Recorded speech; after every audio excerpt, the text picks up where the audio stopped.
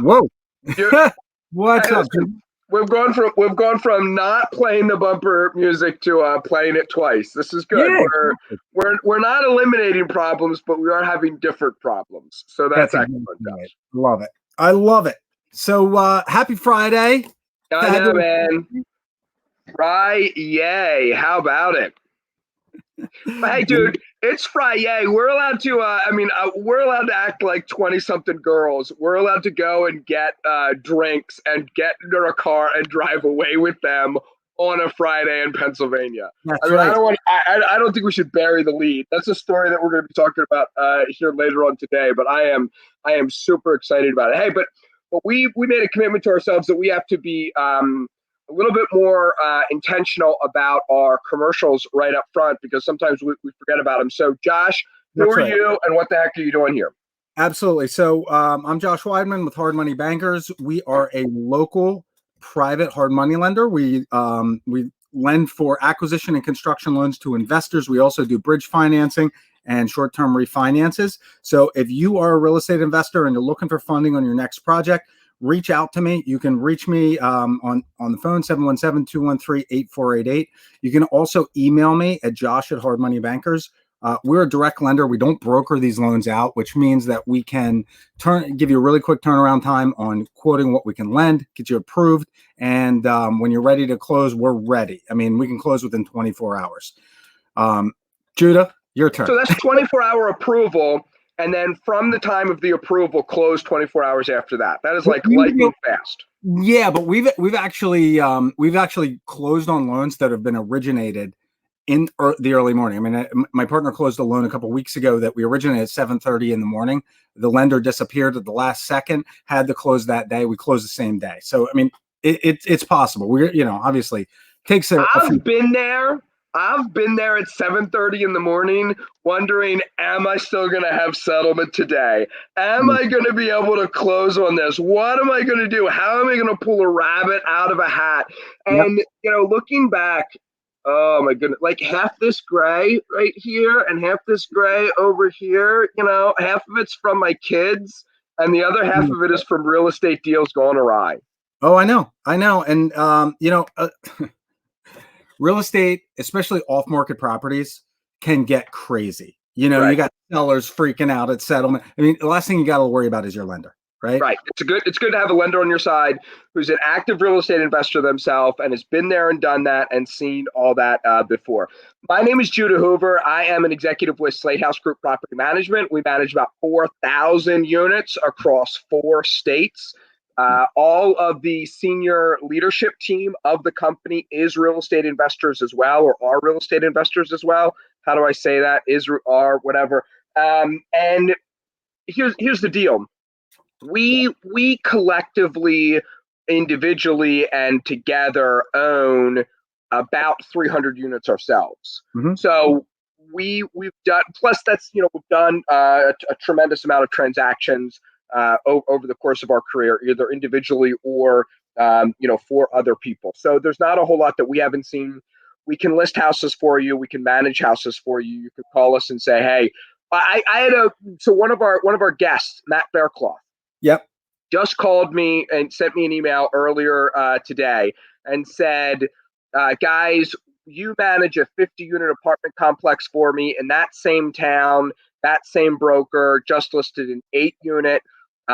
It's a little bit too small for me for what I'm doing right now, but you guys have, and he didn't even want anything for it, but he just knew that calling Slate House Group is a great way to get properties sold or find buyers or find sellers or whatever. So we really want to do all things for all people, and you can call us at any time. Josh, tell us about. Okay, go ahead. Hold on, before we go past that, I don't want to like just kind of glaze over this. You say this when we talk about Slate House Group, but I owned a property management company. I built it from 0 to 600 units and then sold it. And we sold it because 600 units was a tremendous amount of properties to manage and a lot of balls in the air. I can't even imagine managing 4,000 units. And I mean, you guys make it look seamless. Like here you are in the middle of the day, hanging out with me. It's pretty impressive what you guys do. Well, I appreciate that. And we have amazing people. So our team is just phenomenal, and we've been praised more during COVID than what we were before. Yep. But we have great people, and we also have great systems. Yeah. If I had 35 property managers on payroll, which I do, I've got 35 property managers on payroll out of the company of about 110. If they each were doing things their own way, I'd have 35 different systems. Yep. So we just implement a whole bunch of systems across the board for how, when this happens, we do this. When this happens, we do this.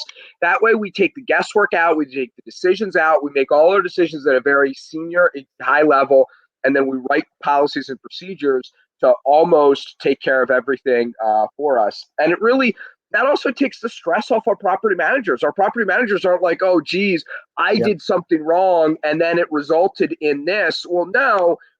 If you followed the system and you still had a bad result, that's not your fault, and maybe we'll tweak the system or not. But it just saves our property managers don't get burnt out working for us as quick as they do working for other property managers. And I know that all sounds very much like a commercial, but it's really also just how you can grow and build your business too. Build your business based on systems, not based on people, because I'm a people person. I'm not a task-oriented person.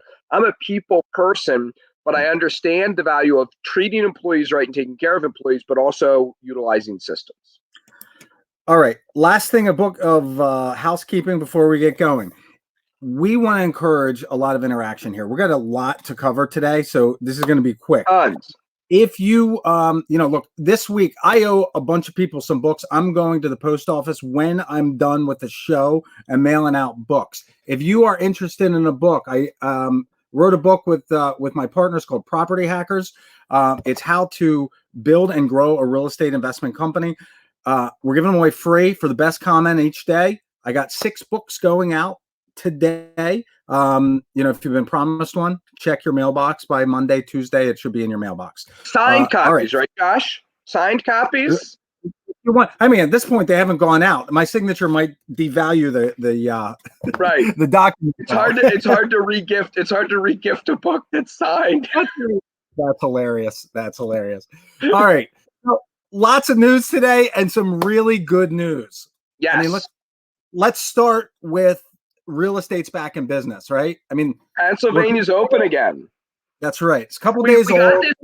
We got this news on Wednesday. We've been fighting hard not to talk too much about it because, I got an email. So I'm a licensed realtor in the state of Pennsylvania, and I got a email, Wednesday night when it happened, and then later on Wednesday night, telling me, some updates and revisions based on after the attorneys at the Pennsylvania Association of Real Estate read it. And then, when the Realtor Association read it, and got done digesting it Monday or Thursday morning. So there's been several updates and adjustments here. And Josh and I put together a list of some things that we want to just kind of cover quickly. Yep. That's important. We could talk about this for 3 hours because it's complex, but there's really just a couple key points that are important here.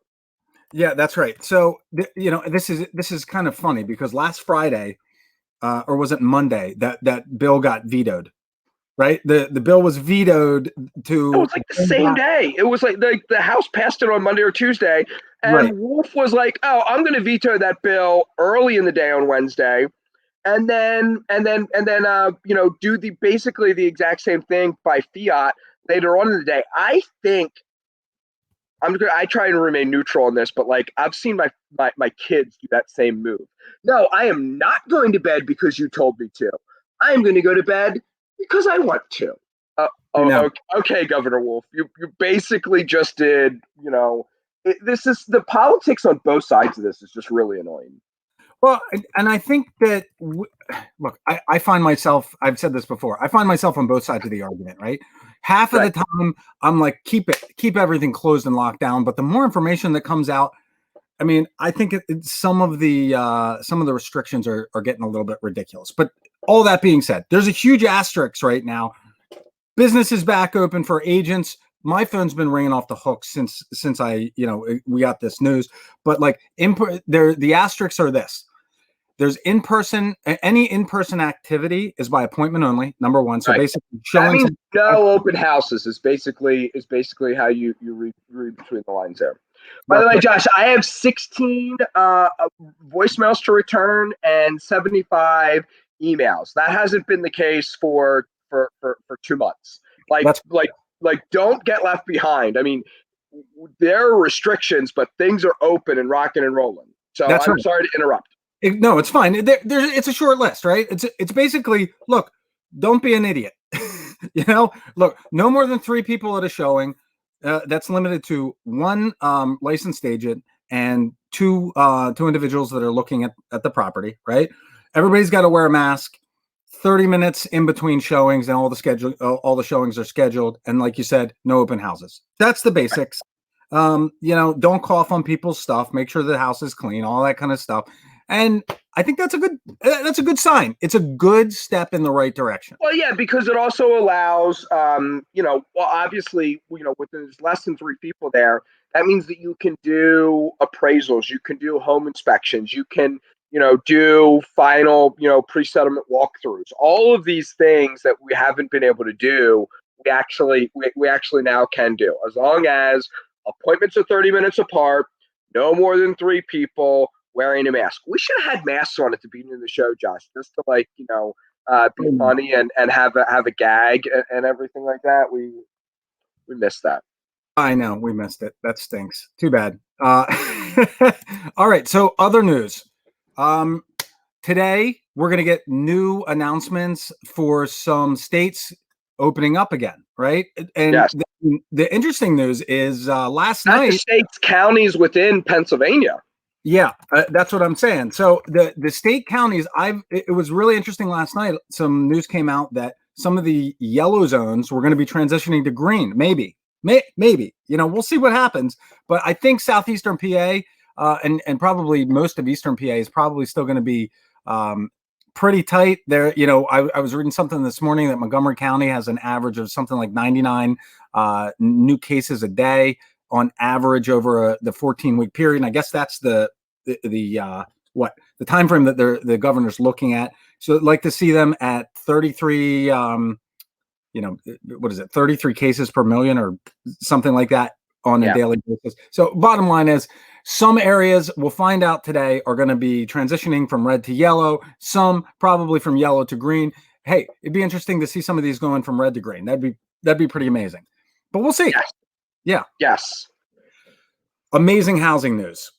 I mean, dude, great housing news that's recently coming out, and I cannot believe where we're looking here.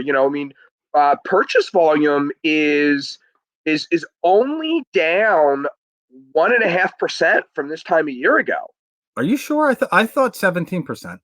I thought I saw it was 17.2% in April. I don't think we have main housing numbers. You know what? Doesn't matter. Are you talking about? Well, okay, great.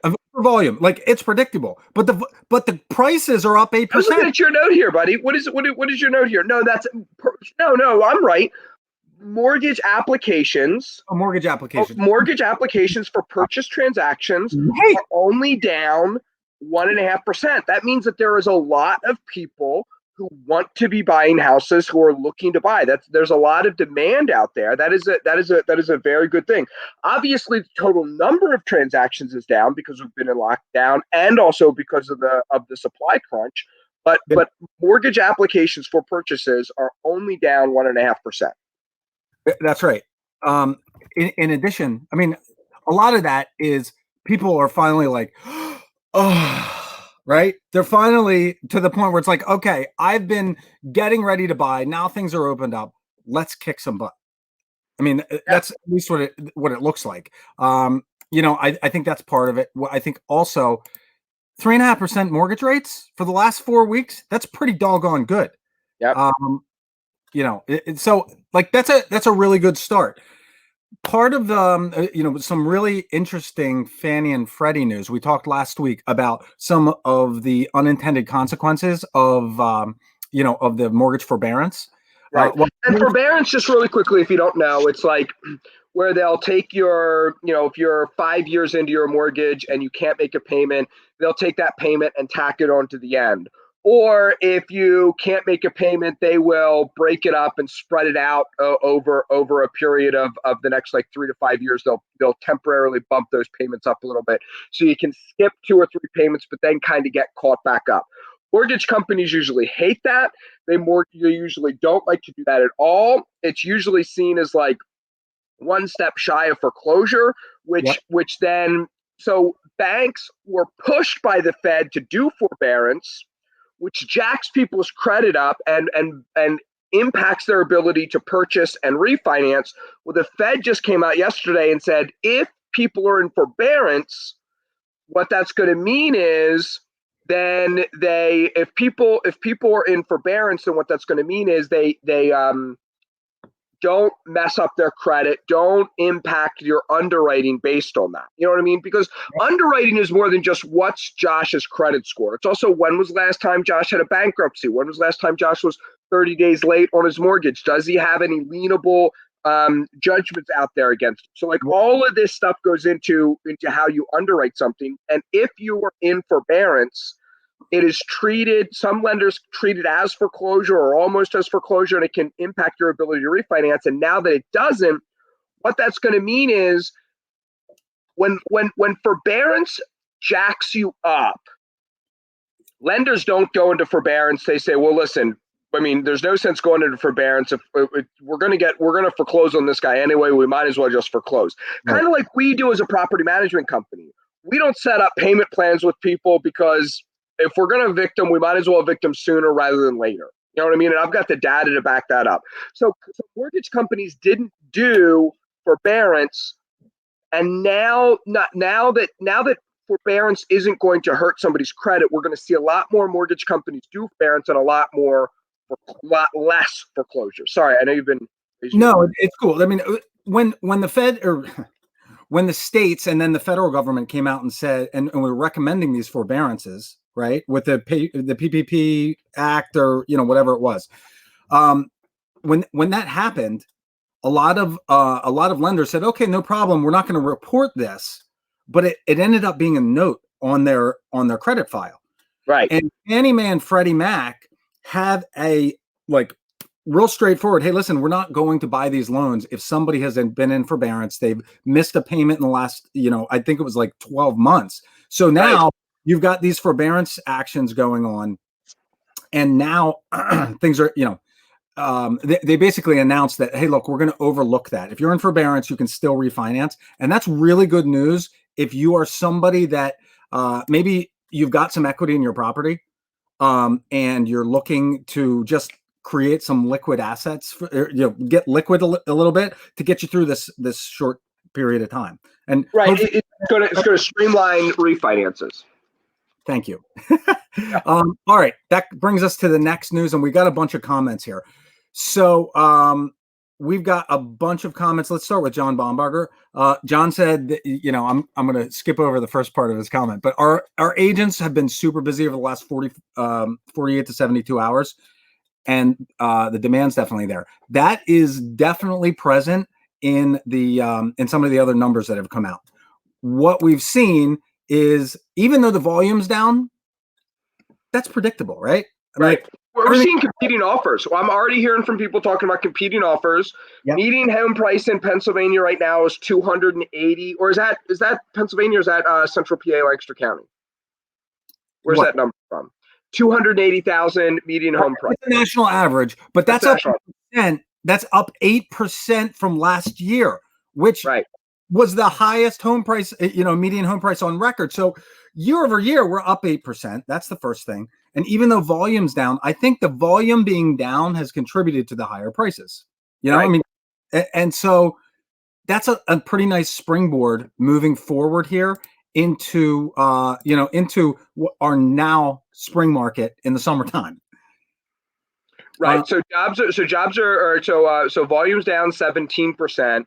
Mortgage applications are only down 1.5%. Purchase median home price is up 8%. So there's like conflicting data points here, or at least not necessarily conflicting, but there's divergent data points here that all I still see a positive mean in, a positive average of the averages, especially when you consider what's going on with COVID.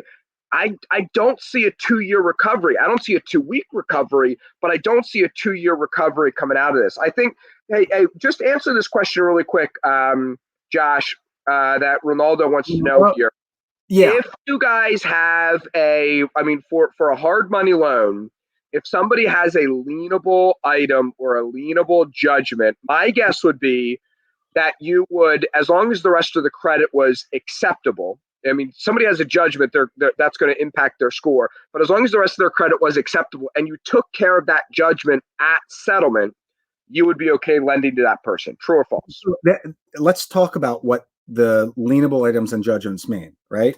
Part of the title search is not just the search of the property title, it's the background of the borrower and the seller, right? So if you have judgments against your person, they're going to have to be paid at some point, right? If you've got a piece of real estate and your intent is to flip that piece of real estate, when you go to sell that property, you're going to have to pay off the judgment. So for us, I mean, look, I'm not doing a deep dive. When we do when we're doing an underwriting on a property, we're going to pull a credit report.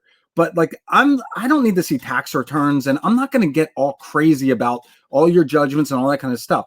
What I want to know is, my investment, is my loan going to be protected? So if you have a judgment for $500,000, right? I can't loan you money on a house that's going to sell for 200 grand, because if I were to do that, the judgment's going to take precedent to my lien against the property. It's going to prevent you from being able to sell it. But in general, the judgments and lienable items, if it doesn't have an impact on your credit score, it's not a huge deal. So, I mean, that's an aside, but yeah. And just so you know, different things weight your credit score differently. Yep. So, this might impact, a good thing might get you 10 or 15 points. This type of bad thing might cost you 10 or 15 points. And some bad things cost you 30 or 40 points. Having a judgment on your credit score shifts the lens on which all other things are weighted. I mean, credit scoring is incredibly complex. It's proprietary. Nobody knows, and all they can do is guess at it. But when you have a judgment on your credit, not only does that individual thing negatively impact your credit, but it also impacts how much, good things count for less and bad things count for more when you have a judgment on when you have a foreclosure, when you have a bankruptcy. Those things, not only do they in and of themselves hurt, but they also, I like to think of it as they shift the lens in which the scoring model views everything else. And that's like, I mean, listen, I got deep into credit scoring for 15 years, and the metadata that's behind credit scoring and how they come up with that. And it's a scary world that actually is more freaky than what people want to understand. Yeah. So let's move on here. We were talking about the good news. Yeah. Let's talk about the bad news. There's some really bad news, and it's not directly associated with housing, but what do you think is really bad about this? I think this is more of the same, and I think that it's predictable, and I don't think that it's new bad news. We had another 2.4 million people file for unemployment. That's a relatively. Ooh, I'm about to say this. That's a relatively low number compared to what we've seen the past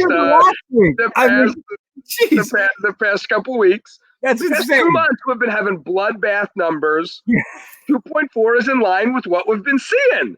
That's not awful. So the good news is the rate of job loss has decreased. The bad news is we have almost 40 million people out of work. That's a problem. So and it's important to remember that this is new jobless claims. So it's like, if I steal $10 from Josh last week, and then this week I only steal $8 from Josh, I'm like, hey, well, I only stole $8 this week. That's better, right? So I mean, it is bad, but it's not like it's. I mean, we've gotten used to these numbers. We're running out of superlatives. Let's put it this way. Last year, if we had 200,000 job losses, people were freaking out. Oh yeah, absolutely. This is a big deal, and it's going to have a lasting effect the longer these shutdowns stay in place.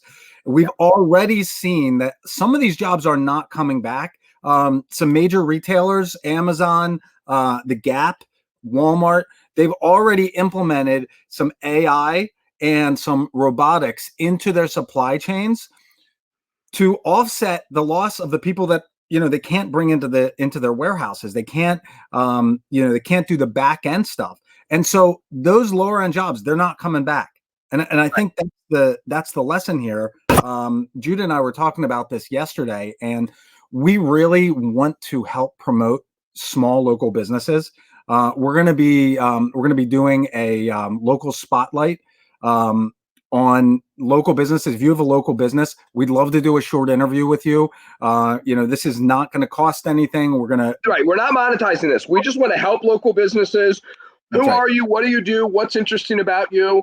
And we want to we want to talk about interesting people doing interesting things in central Pennsylvania or on a small business front, and talk about that. I just want to say this while we're talking about these job numbers and everything like that. I think that the other thing that we need to remember here is people are losing their jobs, people are out of work. Unemployment compensation has never been more robust than what it is right now. And I think that we've got a consumer-based economy. Yeah. And so I don't think that a lot of these jobs are going away. I just think that they're going to be shifting. And I think that we're seeing all of this. We're going through a seismic shift right now with everything, but there is going to be, tremendous opportunities. You know who's hiring like crazy? Anybody at all in the film industry right now, because they're trying to produce as much content as possible and as much TV shows as possible for all the streaming appetite that there is out there. There's so many Zoom platforms and Zoom adjacent platforms out there. There's this has been bad for a lot of things, but it's also industries rise up during this time too. And I think that we're going to be creating awesome opportunities. Well, and that's where I kind of wanted to go with this. I think there's two things happening with the jobless claims. Number one, you have small business people that are looking at their payrolls and saying, look, I can't sustain this. I can't keep going with this. And I don't know when I'm going to reopen. And because of that, I have to, lay people off. And let's be real about this. With an extra $600 to the bottom line, to employees for unemployment compensation, it's not a bad time to be laid off. It's not a slap in the face from the employer. So I think a good portion of these are people making taking a calculated risk and saying, okay, this is really going to be temporary. I'm going to hire you back when things get back on their feet, when I can get back in business. So hopefully a good portion of those jobless claims will disappear. But on the flip side, we've got automation. We've got businesses that are going to collapse and go under. And so a certain portion of these are going to disappear. But like you just said, I mean, really, Americans are very resourceful. When there's very not very often that there's a void in the marketplace, and it doesn't last very long. When there's a need, people fill it. You see things like Uber that popped out of nowhere, and all of a sudden you have all of these people who are independent contractors going out and making money and doing what they got to do. And and that kind of stuff didn't exist before. And it's pretty awesome. So you're right. I think that we are going to see some resurgence in the economy. We'll see new businesses. We'll see new opportunities pop up, but it is a little daunting. Yeah. I completely agree. Guys, listen, we're getting some absolutely awesome comments here, and we just want to thank everybody. We've tried to take as many of those calls as we could here during the show. We wanted to kind of cover a mix of the good with the bad, basically fingers crossed as we keep on moving forward here. And Josh, I know you've got some other points here. Is there, I think that, yeah, go ahead. I think we've basically covered a whole lot of this here in 30 minutes. The only thing that I want to wrap up with is we appreciate everybody's comments, and really, we're very interested in spotlighting local businesses. That's right. If you have a local business, or you love a local business, or you know of a local business that should be spotlighted, reach out to us, and we're going to be doing 5-minute videos and giving them the opportunity to talk about who they are and what they are, and go from there. That's right. So only a couple things. Only a couple things to kind of wrap up here. I think the some interesting facts. Number one, the whole idea of decentralization and working remotely. Facebook just came out and said they think that within 10 years, 50% of their workforce is going to be working virtually. That's pretty cool. That's really cool, in fact. In addition to that, I don't know if you saw this news, but Governor Cuomo from New York was saying that, look, we've been doing schools online now for the last 2 months. This is really good evidence that what we've been doing has been ridiculous. We've got an industrial age school system where 6 to 7 hours a day, kids end up being babysat. And what do they get? 2 hours of schooling? Yeah. I mean, it's frightening how quick my kids get their schoolwork done. Now I know my kids are above average, incredibly intelligent, and handsome. So they certainly get their schooling done quicker than most. However, yeah, but parents are not. There's gonna we're not going to online only education anytime soon. I mean, But okay, this is my issue. I mean, if you got a couple, I don't think anything has worked the last 2 months with the schooling and everything like that. I mean, God bless teachers, but also the other thing you have to remember is this kind of sort of worked because you had 3 marking periods of rigor and 3 marking periods of teachers getting to know individuals and individuals getting to know students in their class and things like that. And then you transitioned to remote learning. Starting cold on remote learning in the fall where none of the kids know each other and they don't know their teacher is going to be a totally different animal. I'm not even necessarily proposing that. What I'm saying though is you don't need 6. I'm proposing that Cuomo doesn't know what he talks about. That's what I'm proposing. I'll agree with that. However, I mean, you look at homeschooled kids, right? Yep. I was one. I don't know if that's advocacy for homeschooling or not. That might be, maybe I shouldn't tell people. I was homeschooled till about 3rd grade. And I think it was one of the best things my parents ever did for me. Yeah. Well, I mean, I think homeschooling, if you look at the numbers, your kids should not be studying for 6 hours, 5 hours, 4 hours. Even in high school, you're talking about 2 hours of real education time, focused education time in high school. And yet we got to stretch in 6 hours. That's a lot of life that's wasted. I mean, that's my whole argument. And I think that there's a better way of doing it. I don't know what that is yet. Right. The remote stuff's probably not right. To close up here, we're coming to the end, but some closing thoughts on housing. I think that the lower end of the market, first-time home buyer market, is going to remain really difficult. The lower end of the economy is getting hit worse than median home or income families, and so I think those lower price properties and first-time home buyer markets are really going to be tough for a while. Yeah, I completely agree. I made the joke earlier this week. It doesn't matter what the headline is. You can always say, women and poor hurt the hardest. So meteor hits Earth, women and poor, most affected. Yeah, and I think that that's just always the case, and that's part of the problem that we have with systemic poverty as a nation. Is it just when people are about to get out, either a national tragedy or personal tragedy hits them, and they fall back in, and that's why it takes such resilience to build a business and grow anything and be above average, because average is that circumstances keep you down, and so you've got to either decide to rise above it or not. So I'm loving all these comments that we're getting here, guys, and I wish that I could. I don't know how to, when we're on StreamYard, go over and like all these comments, but I think I'm gonna have to come in later and like all these. I just really appreciate, we're getting so many so many good things here. So be sure to check it out live, and be sure to comment on the feed when you do check us out live. I'm going to send out 2 books today. I'm going to send one to Ronaldo. Yep. Ronaldo, great comment. And the second is going to go to John Baumberger. John, I love it. Keep commenting. Thanks so much. Thanks so much, guys. Great day. Have a fantastic weekend. And we'll be back here Monday at noon with another great show. Talking about marketing. Yep. You guys, take care. See you, everybody.